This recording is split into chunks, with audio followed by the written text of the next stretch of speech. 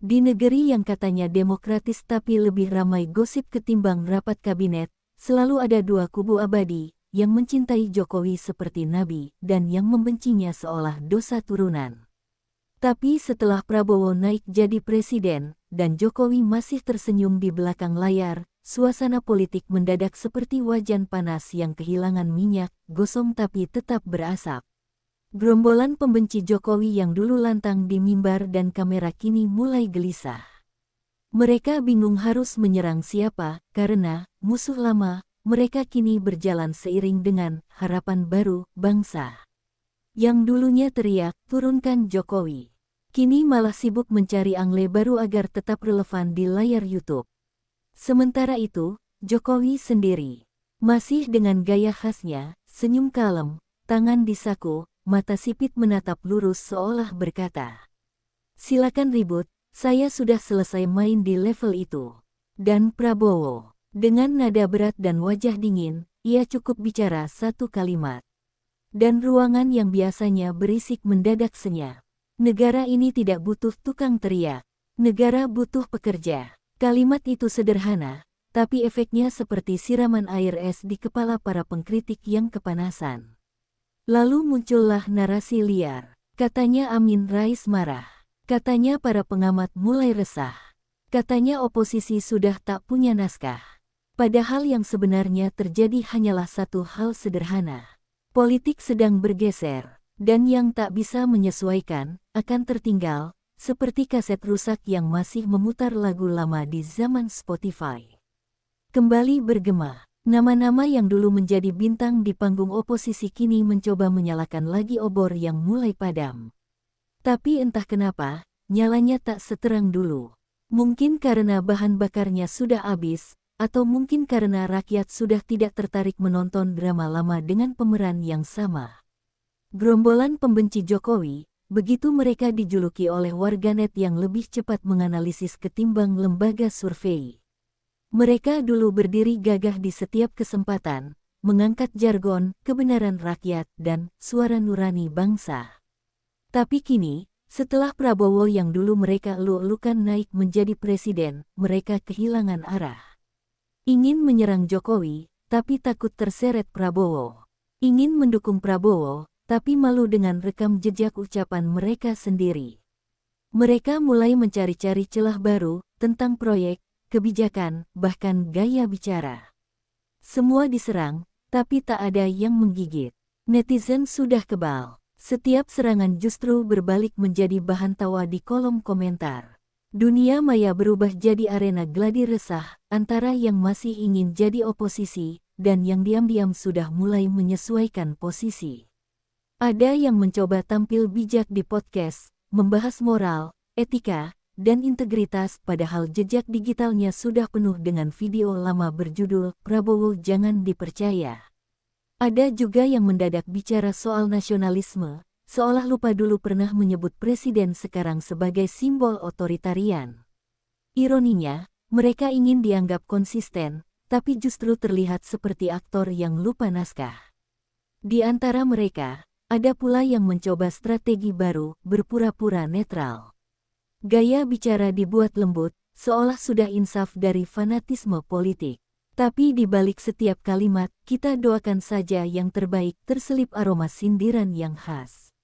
Netizen yang tajam langsung tahu, ini bukan doa, ini sindiran bersayap yang belum punya tempat mendarat. Sementara itu, di televisi, wajah-wajah yang sama mulai bermunculan lagi. Mereka diundang sebagai pengamat politik independen, meski publik tahu, independen mereka seperti karet gelang bisa melar sesuai kepentingan. Kata-kata mereka masih keras, tapi kehilangan bobot. Sebab rakyat sudah kenyang dengan teori, dan lapar pada aksi nyata. Yang lebih lucu lagi, beberapa dari mereka masih sibuk menuduh Jokowi bermain di balik layar Prabowo. Seolah Jokowi adalah dalang bayangan yang mengatur segalanya dari balik kebun kecil di Solo. Narasi ini diulang-ulang, padahal publik sudah bosan. Setiap kali mereka bicara, komentar netizen hanya satu, "Masih belum move on, ya, Pak." Dalam kegalauan itu, mereka saling bertengkar sendiri. Ada yang menuduh satu sama lain sudah disusupi, ada yang merasa paling setia pada idealisme lama. Ironisnya, mereka seperti pecahan orkestra yang dulu bermain satu lagu, tapi sekarang masing-masing pakai nada sendiri. Hasilnya, sumbang dan memekakkan telinga sendiri.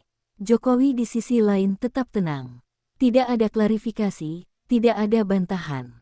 Ia sibuk menanam pohon, meninjau proyek, atau sekadar berjalan santai di gang kampung sambil disapa warga. Dan justru ketenangan itulah yang membuat lawan-lawannya makin resah. Mereka ingin perang, tapi lawannya malah tersenyum. Ingin debat, tapi tak ada panggung. Akhirnya mereka hanya berdebat dengan bayangan sendiri. Di penghujung hari, publik sadar yang benar-benar kepanasan bukan Jokowi, bukan pula Prabowo. Tapi mereka yang dulu hidup dari amarah publik, kini kehabisan bahan bakar opini. Dan di dunia politik, kehilangan topik lebih menyakitkan daripada kalah pemilu. Karena saat lampu sorot sudah mati, tidak ada lagi yang menonton, dan yang tersisa hanyalah gemas suara sendiri, yang tak lagi didengar siapapun. Jokowi adalah fenomena yang membingungkan bagi banyak lawan politiknya. Mereka menyerang, mencaci, bahkan memfitnah, tapi yang dibalas hanya satu, senyum. Sebuah senyum yang entah menyakitkan atau menenangkan, tergantung siapa yang melihat. Bagi pendukung, itu tanda kedewasaan. Bagi pembenci, itu seperti ejekan halus dari orang yang tak bisa disentuh oleh tudingan murahan. Senyum itu bukan sekadar gaya. Ia sudah menjadi strategi. Di tengah hiruk-pikuk politik yang penuh drama, Jokowi seperti pemain catur yang tak mau terburu-buru memindahkan pion. Ia tahu kapan diam, kapan bicara, dan kapan membiarkan lawan tenggelam oleh ucapannya sendiri. Kadang, tak membalas adalah cara paling elegan untuk menang. Sementara lawan-lawannya sibuk membuat narasi baru tiap minggu, Jokowi justru terlihat sibuk memeriksa pembangunan jembatan, meninjau bendungan, atau menyapa anak kecil di pasar. Kegiatan sederhana, tapi berdampak besar.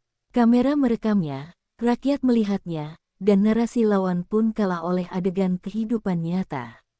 Di era politik visual, yang bekerja lebih dipercaya daripada yang berdebat. Ada satu momen menarik ketika seorang tokoh di televisi menuding Jokowi masih bermain di belakang kekuasaan Prabowo. Narasi itu viral, dibahas di mana-mana.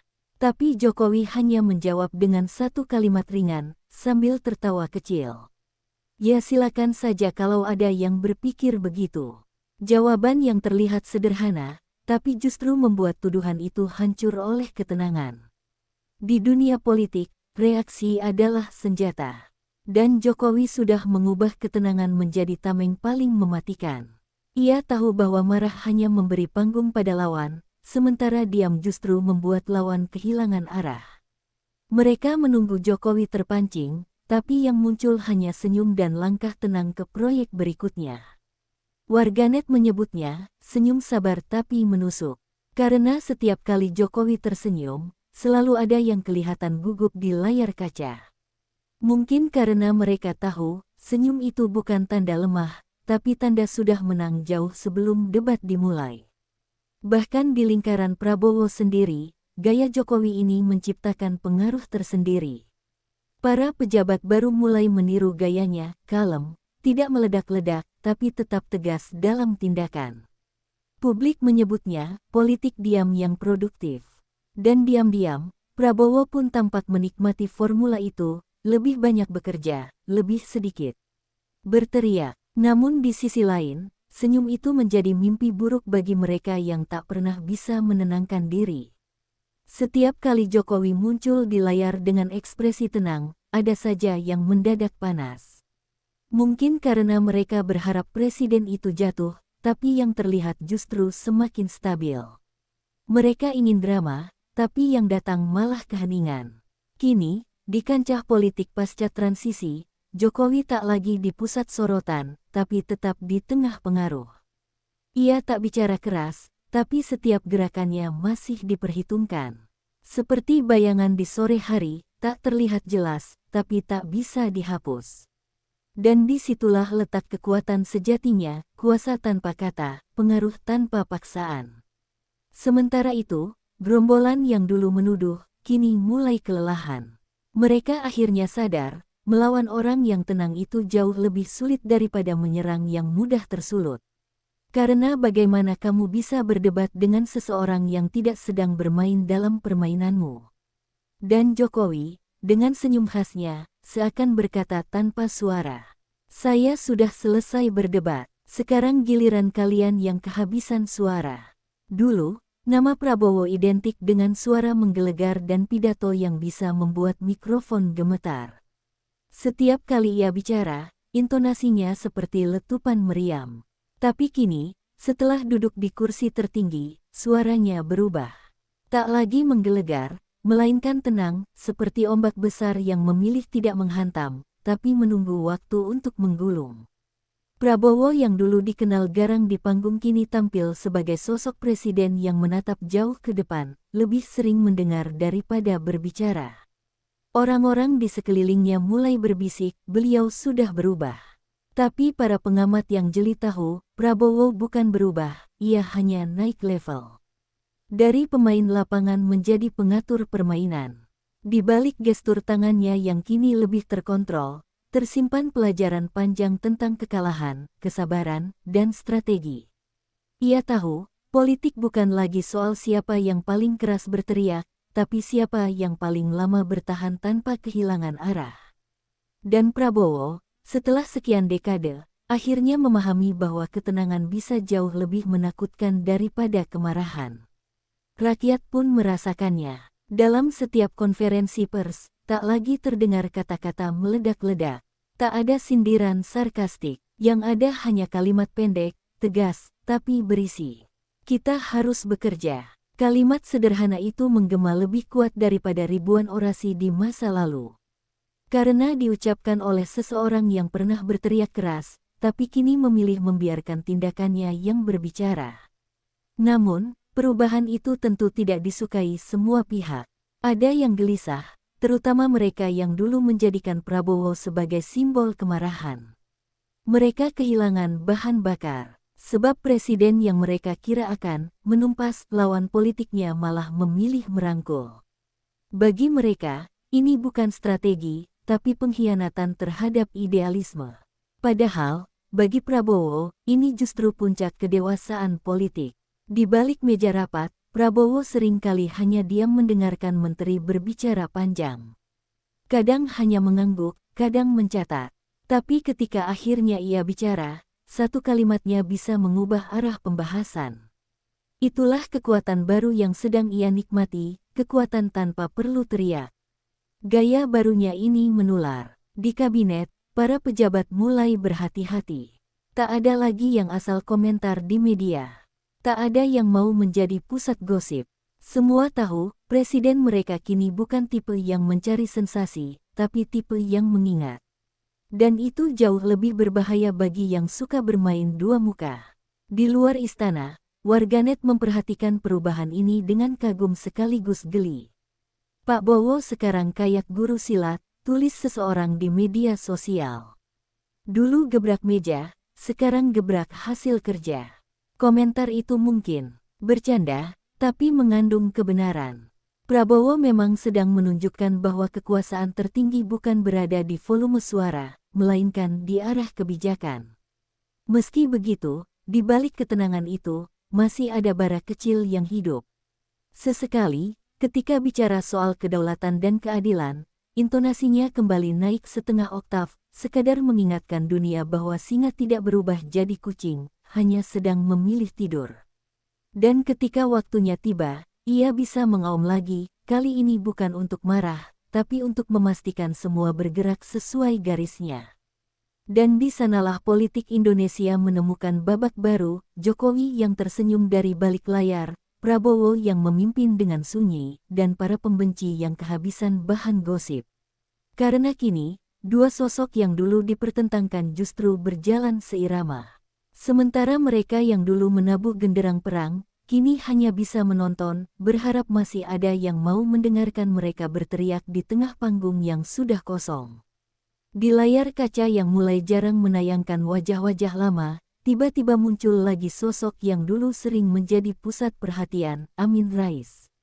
Dengan rambut yang mulai memutih dan suara yang masih lantang, ia kembali berbicara tentang moral, reformasi, dan cita-cita bangsa.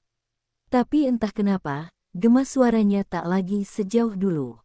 Seperti mikrofon tua yang masih berfungsi, tapi tak lagi bisa memecah sunyi. Dulu, setiap kali Amin bicara, suasana politik bisa mendidih. Kalimatnya menjadi peluru, dan pendukungnya seperti barisan pasukan yang siap berperang. Namun kini, publik lebih sibuk menggulir layar ponsel daripada mendengarkan pidatonya. Dunia sudah berubah. Era mikrofon besar digantikan oleh notifikasi kecil. Ia masih membawa tema yang sama, tentang keadilan, kekuasaan, dan bahaya kekuatan yang terkonsentrasi. Tapi kali ini, orang-orang yang dulu setia di belakangnya mulai berpaling. Mereka tak lagi menatap dengan semangat, melainkan dengan nostalgia. Karena yang mereka dengar bukan lagi seruan perjuangan, melainkan gema masa lalu yang tertinggal di lorong waktu. Yang paling tragis bukan karena suaranya tak didengar, tapi karena narasinya sudah kalah relevan. Ia masih bicara tentang rezim otoriter, padahal rakyat kini justru menikmati kestabilan. Ia menyerukan perlawanan, tapi publik lebih memilih ketenangan. Dalam politik modern, idealisme tanpa arah hanya jadi monumen dari masa lalu. Beberapa pengamat muda mencoba membela Pak Amin masih penting, karena dia simbol sejarah. Tapi simbol, seberapapun mulianya, tetap tidak bisa menggantikan makna jika tidak menyesuaikan dengan zaman. Amin seperti kaset pita yang diputar di era streaming, suaranya masih jernih, tapi tak ada lagi pemutar yang bisa menampungnya. Lucunya, sebagian pendukung lama masih berusaha menjaga aura itu. Mereka menulis panjang lebar di media sosial, mengulang jargon 1998, seolah masa reformasi baru saja kemarin. Tapi komentar netizen lebih cepat, Pak, sekarang 2025, bukan 1998. Dulu kami lahir, sekarang kami kerja. Kalimat sederhana itu menamparkan keras, karena politik yang tak ikut tumbuh akhirnya akan dilupakan. Amin sendiri tampaknya tahu, di balik sorot matanya yang masih tajam, ada kesadaran bahwa panggung sudah bukan miliknya lagi. Tapi seperti aktor senior yang menolak turun tirai, ia masih ingin berperan, walau hanya sebagai pengingat sejarah. Dalam setiap pidatonya, ia bicara bukan untuk mengubah keadaan, tapi agar dunia tahu ia masih ada. Namun di mata publik, kehadirannya kini justru menjadi ironi. Seseorang yang dulu menyalakan api perubahan, kini tampak terjebak dalam nyala yang ia ciptakan sendiri. Ia berbicara tentang moral, tapi dunia politik sudah bergeser ke arah pragmatisme produktif. Ia mengingatkan bahaya kekuasaan, tapi rakyat justru merindukan stabilitas. Senyum Jokowi yang tenang dan langkah Prabowo yang tegas membuat gaya berpolitik berteriak kehilangan tempat. Politik kini lebih banyak diukur dari hasil, bukan janji. Dan di tengah perubahan itu, suara lantang Amin Rais terasa seperti siulan di tengah badai terdengar, tapi tak lagi berpengaruh pada arah angin. Sejarah memang menghormati pejuang, tapi politik hanya mengikuti yang relevan. Amin Rais akan tetap dikenang sebagai simbol perubahan, tapi bukan lagi penggeraknya. Ia menjadi bayangan masa lalu, masih terlihat, tapi tak lagi bisa menggenggam masa kini. Dan di saat bangsa melangkah ke depan, bayangan itu perlahan memudar, tersisa hanya gema suara lama yang berbisik lirih, aku pernah jadi pusat dunia. Di era ketika setiap orang bisa jadi pengamat politik hanya dengan akun media sosial dan koneksi wifi, politik tak lagi dimonopoli oleh elit. Kini, semua orang merasa punya hak bersuara, bahkan mereka yang tak tahu perbedaan antara APBN dan akun perang. Dan disinilah babak paling seru politik modern dimulai, perang di kolom komentar. Di bawah setiap berita tentang Jokowi, Prabowo, atau tokoh manapun, selalu muncul barisan ahli instan. Mereka menulis seolah baru keluar dari ruang sidang DPR, padahal mungkin sedang rebahan sambil makan mie instan. Ada yang bela Jokowi mati-matian, ada yang puja Prabowo seperti juru selamat, dan ada yang menuduh semua pihak antek asing, tergantung tren hari itu. Tribun komentar menjadi arena gladi wacana. Kalimat dibalas dengan sindiran, sindiran dibalas dengan data palsu dibalas dengan meme. Tidak ada yang menang, tapi semua ingin terlihat paling benar. Disinilah lahir generasi baru politikus digital, banyak bicara, minim logika, tapi viralnya luar biasa. Lucunya, mereka yang paling keras justru sering tak punya kepentingan apapun. Tak kenal siapapun di lingkar kekuasaan, tak paham arah kebijakan, tapi merasa wajib mengomentari semuanya. Kalau ada yang setuju dengan pemerintah, disebut buzzer. Kalau kritik terlalu keras, disebut haters. Dalam politik media sosial, kebenaran bukan soal fakta, tapi soal siapa yang paling banyak disukai. Di sisi lain, ada juga kelompok yang mengaku netral. Mereka tidak membela siapapun, tapi kalimatnya selalu berakhir dengan, ya, tapi Jokowi juga salah, atau Prabowo juga nggak sempurna. Netral versi mereka adalah kemampuan menyalahkan semua pihak tanpa menawarkan solusi. Ironisnya, gaya seperti ini justru paling populer karena terdengar bijak padahal kosong. Beberapa influencer politik ikut menambah bumbu. Mereka membuat konten panjang, membahas isu serius dengan gaya dramatis, dan menutupnya dengan kalimat ambigu agar tidak kehilangan pengikut dari dua kubu. Hasilnya, informasi setengah matang yang dikonsumsi oleh jutaan penonton lapar sensasi. Di dunia digital, kebenaran bukan lagi hal utama, yang penting engagement naik. Kadang, debat di kolom komentar bisa lebih panas dari sidang kabinet. Saling serang antar pendukung menjadi hiburan nasional. Satu pihak menuduh rezim ini gagal, pihak lain balas dengan daftar prestasi. Tapi akhirnya, semua lelah.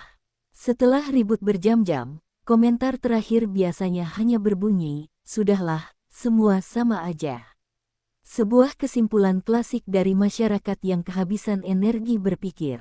Jokowi dan Prabowo mungkin tak membaca komentar itu, tapi efeknya terasa. Persepsi publik terbentuk bukan dari fakta, melainkan dari siapa yang paling sering muncul di timeline. Politik kini berubah jadi kontes narasi, dan kolom komentar adalah gelanggangnya. Di sanalah reputasi bisa lahir, dan kehormatan bisa hancur hanya dengan satu emoji. Ironinya, di balik kegaduhan itu, rakyat sebenarnya sedang mencari arah. Mereka bukan ingin perang opini, tapi kejelasan masa depan. Namun, sayangnya, suara rasional tenggelam di antara teriakan digital. Dan politik kita pun berubah jadi tontonan, di mana rakyat lebih sibuk berdebat tentang aktor daripada menonton arah ceritanya. Begitulah politik di era kolom komentar, semua merasa penting, semua ingin punya peran, tapi lupa bahwa penonton tidak mengubah jalan cerita. Karena dalam politik sejati, perubahan bukan ditulis di kolom komentar, tapi di ruang keputusan. Dan sementara jutaan jari terus mengetik kata-kata, Jokowi dan Prabowo tetap melangkah, meninggalkan kerumunan yang sibuk berteriak tanpa arah di tribun maya. Negeri ini berubah cepat, politik tak lagi sekaku podium dan mikrofon, melainkan secair kopi susu di kafe urban. Para pejabat kini tak cuma pandai pidato, tapi juga tahu angle kamera terbaik untuk story Instagram. Dan di antara semua itu, Gibran jadi ikon generasi baru, wapres dengan gaya nyentrik, kalimat sepotong, tapi efeknya panjang. Beda dengan generasi lama yang gemar ceramah, Gibran lebih sering nyindir halus lewat gestur. Cukup angguk kecil, senyum tipis, atau gumaman singkat seperti, "Oh alah," dan netizen langsung meledak membahasnya selama seminggu. Bahkan media besar kini bersaing menafsirkan arti dari satu alis naik milik sang wapres muda. Sementara para pengamat senior masih sibuk menulis opini tebal tentang strategi politik berbasis ideologi, Gibran sudah lebih dulu menulis sejarah lewat gaya minimalis, sedikit bicara, banyak terekam. Dunia digital mengajarkan, siapa yang viral, dia yang menang. Dan Gibran memainkannya dengan tenang, seperti pemain catur yang sudah tahu langkah lawan bahkan sebelum bidak pertama digerakkan. Namun gaya baru itu jelas bikin sebagian orang panas. Kaum veteran politik, yang dulu bangga dengan retorika rumit kini merasa dilangkahi oleh generasi meme dan mic drop. Mereka yang dulu menguasai layar kini hanya jadi bahan parodi di TikTok. Ironis, tapi begitulah roda zaman. Dulu mereka menertawakan anak muda karena dianggap kurang sopan, kini mereka ditinggalkan karena terlalu serius. Prabowo, di sisi lain, tampak justru menikmati transisi ini. Ia seperti mentor yang membiarkan muridnya bereksperimen di panggung besar. Dalam diamnya, ada restu. Dalam senyum tipisnya, ada pesan, biarkan rakyat belajar menerima wajah baru politik. Ia tahu, keberhasilan pemerintah bukan cuma soal kebijakan, tapi juga soal cara menjual harapan. Dan publik, mereka justru suka. Bosan dengan drama, rakyat kini mencari hiburan yang lebih ringan, gaya spontan, komentar lucu, tapi tetap punya isi. Dalam setiap acara, Gibran berhasil menghadirkan kombinasi antara kesederhanaan Solo dan strategi komunikasi Jakarta. Ia tidak berusaha menjadi yang paling pintar, tapi jadi yang paling nyata.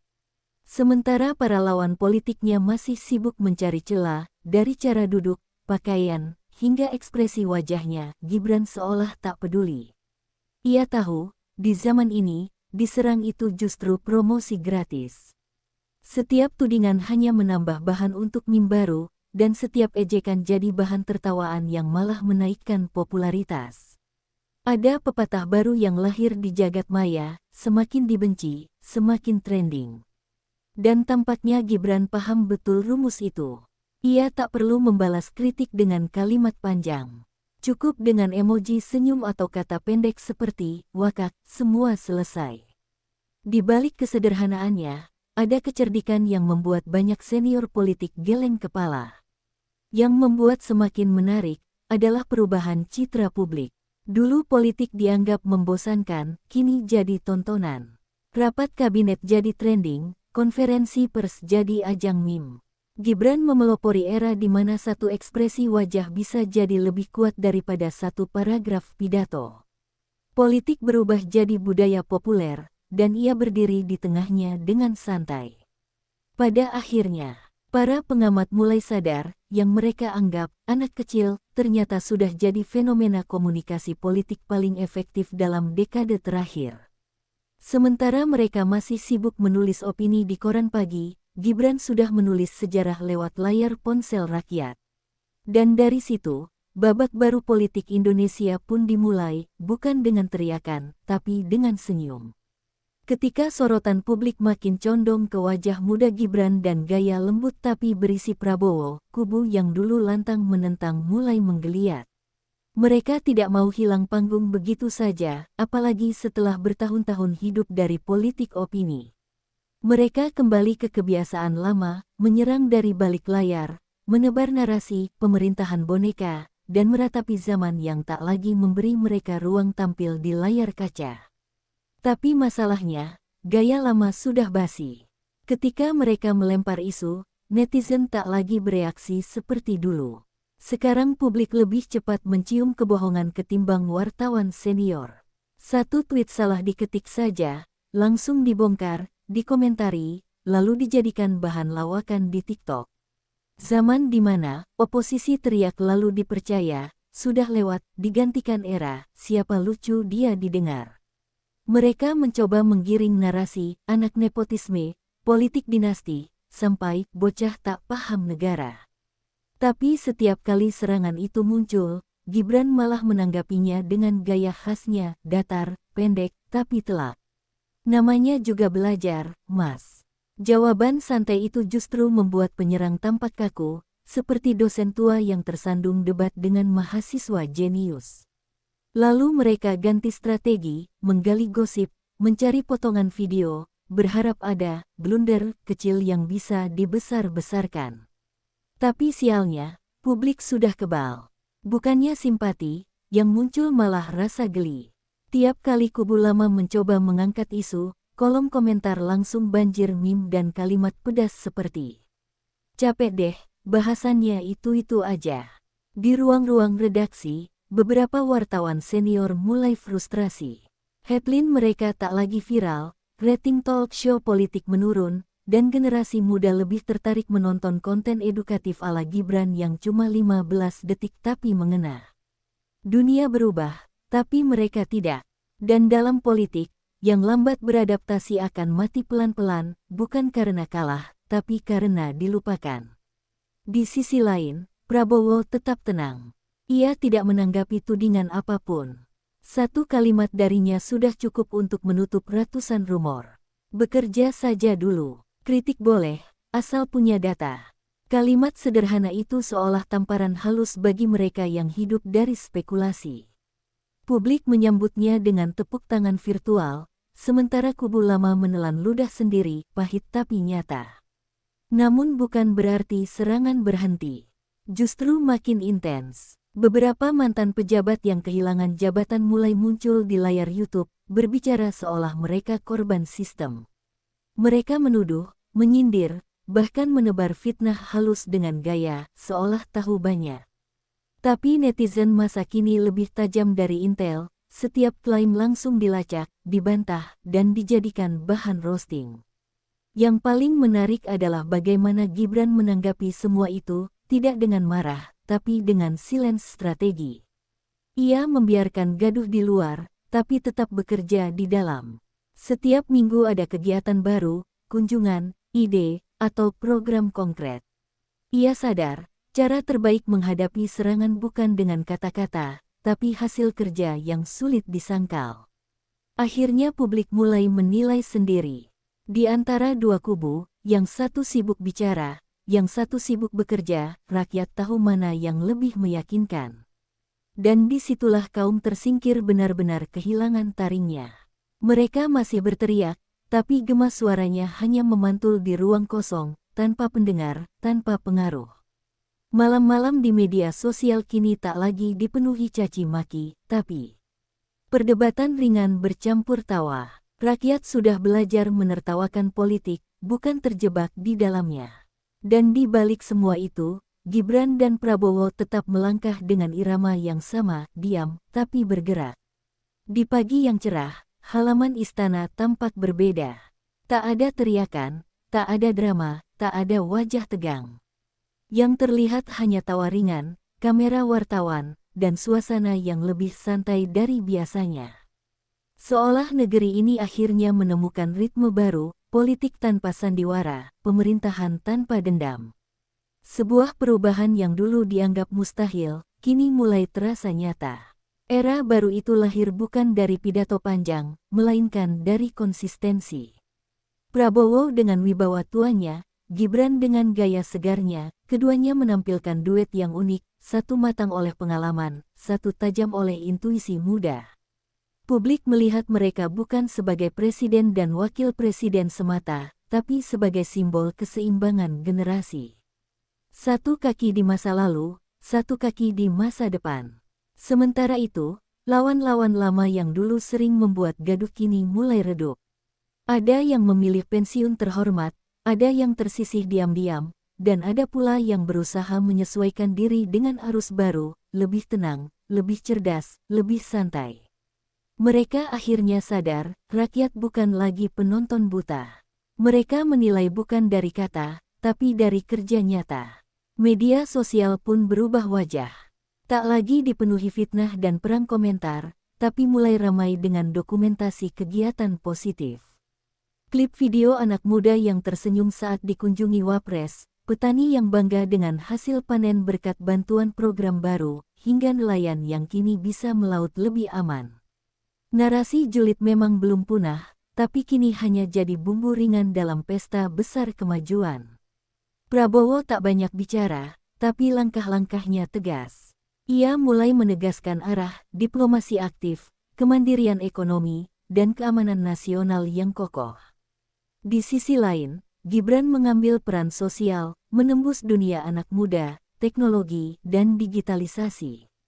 Dua generasi yang berbeda tapi saling melengkapi, seperti matahari dan bulan yang tahu kapan harus bersinar dan kapan harus memberi ruang. Dalam forum internasional, banyak yang kaget melihat gaya kepemimpinan baru ini. Negara yang dulu dianggap ramai tapi tak stabil, kini tampil percaya diri, penuh gagasan segar. Beberapa diplomat bahkan berkomentar, Indonesia kini punya dua wajah yang sama menarik, kebijaksanaan dan keberanian.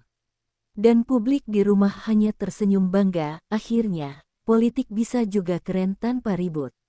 Namun perubahan terbesar bukan di istana, melainkan di hati rakyat. Mereka mulai terbiasa melihat pejabat bekerja tanpa drama, mulai terbiasa melihat perbedaan pandangan tanpa permusuhan. Di warung kopi, diskusi tak lagi penuh caci maki, melainkan ide. Di kampus, mahasiswa tak lagi sibuk berdebat soal tokoh, tapi soal solusi. Sebuah pergeseran kultural yang pelan tapi pasti, menghapus pola lama yang penuh bising. Tentu masih ada yang nyinyir, masih ada yang sinis, itu wajar. Tapi kali ini, suara sumbang itu tak lagi menguasai ruang publik. Mereka hanya jadi gema kecil di antara gelombang besar perubahan. Dan disitulah keindahan politik tanpa drama terlihat, tidak semua setuju, tapi semua berjalan. Di akhir satu acara kenegaraan, Gibran berdiri di samping Prabowo. Ia tersenyum kecil, lalu berbisik pelan, "Pak, ternyata politik bisa adem juga ya kalau niatnya benar." Prabowo menatap lurus ke depan, wajahnya tenang, lalu menjawab singkat. "Karena sekarang kita kerja, bukan akting." Kalimat itu menggema di kepala banyak orang. Politik tanpa drama bukan berarti tanpa dinamika. Hanya saja kini, panggungnya sudah bersih dari sandiwara, dan penontonnya tak lagi mudah diperdaya. Era baru pun dimulai, bukan dengan janji manis, tapi dengan langkah pasti. Akhirnya, negeri ini sampai juga di babak yang dulu dianggap mustahil, masa ketika politik tidak lagi identik dengan marah, debat, dan drama berlebihan.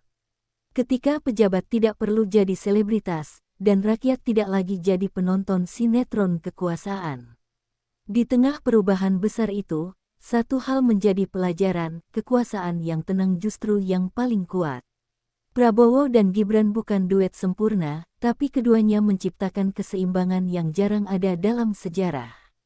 Yang satu tegas, berwibawa, dan syarat pengalaman, yang satu cerdas, santai, dan mengerti bahasa zaman. Mereka tidak sibuk menjatuhkan, tidak sibuk membuktikan, mereka bekerja. Dan ternyata, rakyat lebih cepat percaya pada kerja daripada pada narasi. Kaum yang dulu hidup dari politik gaduh perlahan kehilangan panggung. Mereka yang dulu jadi komentator tetap, kini hanya tinggal nama di kolom sejarah digital. Dunia sudah berlari, sementara mereka masih berdebat soal masa lalu. Sungguh ironis, yang dulu mengaku pejuang demokrasi, justru tidak siap ketika rakyat benar-benar cerdas memilih diam dan menilai dari hasil. Di media sosial, generasi muda mulai membangun gaya politik baru, yang ringan tapi bernas, santai tapi kritis, tajam tapi elegan. Tak perlu menghina untuk menyampaikan pendapat. Tak perlu teriak untuk didengar. Karena di era baru ini, suara yang paling keras bukan lagi dari mulut, tapi dari hasil nyata. Kini, rakyat sudah tahu membedakan mana pemimpin yang benar-benar bekerja, dan mana yang hanya pandai berpose di depan kamera. Mereka tidak butuh pemimpin yang sempurna, cukup yang jujur dan fokus. Karena negeri ini terlalu besar untuk dipimpin oleh ego, tapi cukup kuat untuk tumbuh dari keikhlasan. Dan di sanalah letak keindahan perubahan ini, politik tidak lagi sekadar permainan citra, tapi perjalanan karakter. Yang sabar akan bertahan, yang gaduh akan tenggelam. Seperti pepatah baru yang ramai di dunia maya. Lebih besar dari, yang dulu bicara besar, kini jadi status kenangan. Ketika politik tidak lagi butuh panggung, maka yang tersisa hanyalah panggilan nurani. Ketika pejabat tidak lagi mencari tepuk tangan, maka rakyat akan memberi hormat tanpa disuruh. Karena sejatinya, bangsa ini tidak butuh aktor, hanya butuh pekerja. Dan di suatu pagi yang tenang, di halaman istana yang mulai sejuk, Gibran kembali berdiri di samping Prabowo. Ia melihat bendera merah putih berkibar, lalu bergumam pelan. Dulu mereka bilang aku cuma bayangan. Tapi ternyata bayangan pun bisa jadi cahaya kalau niatnya lurus. Prabowo tersenyum, diam, tapi penuh arti. Karena mereka berdua tahu, sejarah tidak menulis siapa yang paling banyak bicara. Sejarah hanya mencatat siapa yang paling banyak bekerja.